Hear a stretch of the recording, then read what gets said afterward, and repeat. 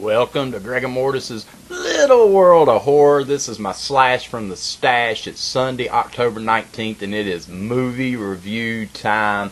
And as promised on my last video, my Blu-ray update, I am going to be looking at Wes Craven's 1981 Deadly Blessing. There you go. Cool-ass cover art. This is a Screen Factory release. And I really love that artwork by Nathan Thomas Milner. He knocked it out of the park once again. There's the back. Really cool artwork there, or picture art, man. You got the three main actresses here, Maren Jensen, Susan Buckner, and Sharon Stone. And then also you got Ernest Borgnine over here. But really cool slipcover case. There you go. Pull out. I've already switched over my artwork to the original poster art with Sharon Stone with some creepy hands holding her head. Man, it's so cool. And then you open up, there you go, to the Blu-ray. I do wish it did have the DVD combo, but that's okay. At least I have it on the Blu-ray. And the back of the artwork's a little bit different than the slipcover case. So there you go. So let's break in. What is this film? It's 1981. It's Wes Craven. Man, right before Elm Street. I mean, this right here was unique. I like the story of this movie, man, and I think I'll go ahead and put the slipcover case back on, and we'll talk with it like that, if I can get it back on, because you know Gregor Mortis ain't good at putting stuff back together, but there you go. But anyways, it is Deadly Blessing, and really cool film, man. I really enjoyed this one. It's kind of a mixture of a religious cult, basically religious cult slash supernatural. So it's kind of a two-part kind of horror film. Once again, it starred Jeff East, who was in the movie Pumpkinhead with Lance Henriksen. Really liked him in this movie, even though he's not in the movie throughout. He's only in the opening scenes, but he done a really decent job. And then you got the great Ernest Borgnine, who, man, is such a screen presence, such a legend. And really loved his character. He plays the lead character of Isaiah in this film. And then you've got Susan Buckner, also Sharon Stone. Both of these play two friends to Maren Jensen, who is basically the main actress in this. And Maren had played in Battlestar Galactica back in the day, and I love Battlestar Galactica. So this was her last on-screen major role. She kind of got out of acting after this, so you know, this was her last, and Sharon Stone's basically first major starring role. So kind of weird, but anyways, they're basically Sharon Stone's character and Susan Buckner's character are her friends. And then you've got Michael Berryman, who plays one of the characters in this. So what is Deadly Blessing? Basically, Deadly Blessing is about a guy named Jeff East, or his character. He's actually, let me pull up the plot here real quick. Jeff East, he plays the character John Schmidt. And basically, John Schmidt had been a part of this religious cult led by Isaiah, played by Ernest Borgnine. And they're Hittites. Now, basically, the Hittites in this movie are kind of, to put it in terms where we might understand, would be more of like the Amish people. And I know most viewers know what Amish people are. They may not have been around them or per se have been in direct contact, but you've surely seen or heard about Amish. Basically, the Hittites are like the Amish people amped up 100%. I mean, the Hittites make the Amish people, they just, other than the fact that they do not use like machinery and cars and televisions and stuff like that, you know, the Hittites are kind of like that, but they just amped it up 100% with their religious beliefs. And so basically what happens is Jeff East's character, once again, he's playing John Schmidt. Basically what happens is he is the son of Isaiah, one of the sons of Isaiah, played by Ernest Borgnine. And we don't see this, but you find out pretty quick in the movie it happened. Basically, he had left his family, the religious family, and had went off to school somewhere and met his wife who's played by Maren Jensen, and they become married. Now, in the process of going to school and all that, he had went against his father and had went against the Hittites.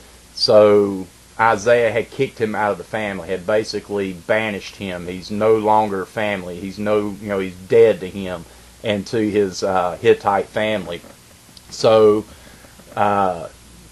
it's weird because he moves back, the son moves back and basically lives right beside his father's Hittite, sect. And he's got his own house now, a beautiful home in the movie. And it's really cool because he has his own farm and he's using machinery in that, which was totally against his raising. But he is murdered. Jeff Schmidt, John East, whatever you want to call him, he is murdered in this movie pretty early in the film. It's not really what I call a spoiler. But he's accidentally killed, murdered, whatever you want to call it. And the story picks up pretty much from there. That's within the first 5-10 minutes of the movie. And then basically the whole movie revolves around his wife, played by Maren Jensen, her turmoil with coming to grips and terms with the fact that her husband's dead. Some strange occurrences start taking place, and her two friends, once again Sharon Stone and Susan Buckner, show up they're from California, and they show up to kind of take care of her and help her, through the time, the few months, after the accident, trying to help her and cope and all this stuff. And when they show up, it really goes crazy. I'm talking with, supernatural elements. Sharon Stone's character has these nightmares all the time, and they're always involving a dark figure and all these animals like, spiders and snakes and all this stuff, and some real cool visual effects with that avenue. And she's also, the character Maren's playing, is also having to kind of battle with the Hittites, with Isaiah and the Hittites, and the fact that they want her out. They don't want her there. They want her to give the house up and give them the land and just go away. And she refuses to do that. And so, that's how the story goes. And then you've got the character of Michael Berryman, who is, of course, most of us know him from The Hills Have Eyes. He's been in a lot of movies, and him and Wes Craven definitely had a good working relationship. So Wes brought him back after using him in The Hills Have Eyes. And he done a really good job in this one as well. He's one of the Hittites. He's an adult, but he's got a kid's mind in the movie, and he's hanging out with all the kid Hittites, and they're always into mischief and always causing turmoil and trouble and all this stuff. And really cool character. I like that. He's preaching succubus. There's a girl, and he's like, she's the succubus. She's the she's the devil and all this stuff. And it's just really cool, man. I really dug the vibe of this movie. And I was reading some of the production of this. It was shot on location in Waxahachie, Texas. And you'll find out if you get this film, watch the bonus features and the making of. The whole movie was shot basically at a farm in this town in Texas, and the family allowed them, rented it out so they could film there. And basically the whole movie, other than a couple scenes, is shot right on that farm. And I'd really like to go visit it if it still looks like that. It'd be a cool visit. But also Universal, the primary distributor for Polygram, produced films at the time, chose not to pick up this finished product. It says until January of 2013. It was instead released in theaters by United Artists, and was the last United Artists film released in the Transamerica era before being acquired by MGM in the same year. This little trivia there I was looking up. But overall, I think this movie's really interesting. It flows really good. It's got both elements. It's got that religious element, and it's also got the supernatural element. Poor Sharon Stone, man, I'm telling you, she goes through hell through this movie with all kinds of spiders on her, and there's a scene with a spider in the mouth, and they said they actually had to defang the spider, but she was willing to allow it to kind of go in her mouth, so she allowed that. But they had to defang it. But there is no freaking way Greg Mortis is doing that. But I mean, she was constantly having stuff done to her like that. But like I said, the visual effects are really well done. The writers of this film, and I want to make sure I get their names right, was it's Glenn M. Bennis and Matthew Barr. Now, they wrote the screenplay for this movie. And Wes Craven also has his name mentioned in it. Now, he did write a few scenes in the movie, but basically Matthew and Glenn done this whole movie. Barring during interviews with Matthew and Glenn, which is on the bonus features, they did mention that Wes Craven did write a few scenes in that really worked. There were some really cool scenes. Other than the ending of this movie, I enjoyed it from start to finish. The ending of this movie was horrible. It just disappointed me so much that I was ready to just like throw the movie out in the trash, man. I was like, why? I'm not going to tell you what happened. You'll have to watch it yourself, but it just really upset me that they went where they did because it made no sense. It was just like totally out of left field. So when I watched the bonus features of the Scream Factory release, they interviewed Matthew and Glenn, and they mentioned in there the fact that that was not their script. Wes Craven did not have part of the ending. It was basically the studio come in and said, I want this ending, and made them basically shoot it. And the reason being was because of the success of Carrie, which had been released a few years earlier, and it was that, even Friday the 13th did it. It was that moment where you think the movie is over, and then it had that shocking ending, and for what reason, I have no clue, but the studio wanted an ending sort of like Carrie put in here, and it just freaking sucked butt to me, man. I don't know why they did it, hated it. The whole movie before that I thought was really well done, and then that was just, stupid. But anyways, I mean, really good film. I think you should definitely own this one. Once again, it is Deadly Blessing, Scream Factory release. The transfer's pretty good. It's not the best that I've seen. I think Scream Factory has definitely done better.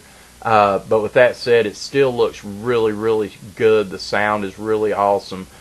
It's just some little quirks. You know, it seemed like it wasn't as pristine and crystal clear as some of their releases, but still overall it looks really good. I'm nitpicking a little bit on that. The bonus features, it does have a audio commentary by director Wes Craven. I've not listened to that, but I did watch the interview with actress Susan Buckner. I thought that was really entertaining. And also they had the interview with Glenn Bennis and Matthew Barr, the writers. That was really cool to hear their take of the movie. And also Michael Berryman.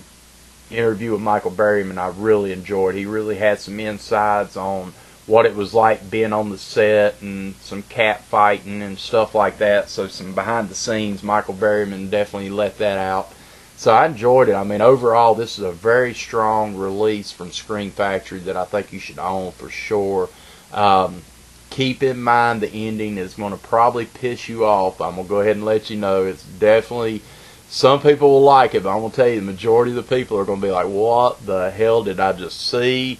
Oh, that was my only fault with this film, is that ending. But overall, strong film. I really enjoyed it. And I think you should definitely own it. So if you haven't picked it up, pick it up. If you think that you've seen it and you don't know that you've seen it, watch it. I mean, definitely watch it. You can get it pretty cheap right now.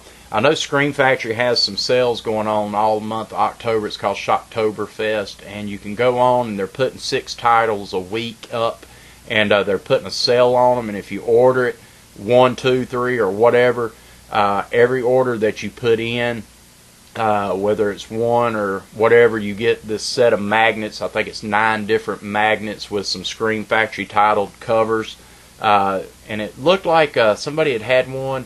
I think Corey. Midnight Corey had done it, and basically it's like one sheet, and I think they're perforated, so I think they come apart. I've got to order something so I can get those magnets for sure. But anyways, it's Deadly Blessing. So if you like this video, definitely give me a thumbs up. Comment below what you thought of the movie if you've seen it. And definitely follow me, Land of the Creeps, Facebook, Twitter. All the links are down here below. If you don't subscribe, please subscribe. Please, please, please, please. So with that, this is Gregor Mortis. This has been my Slash from the Stash. It is the deadly blessing. Mwahaha. Slash from the Stash movie review for Sunday, October 19th. So this is me. This is my little world of horror. And until next week, I'm signing out. Peace!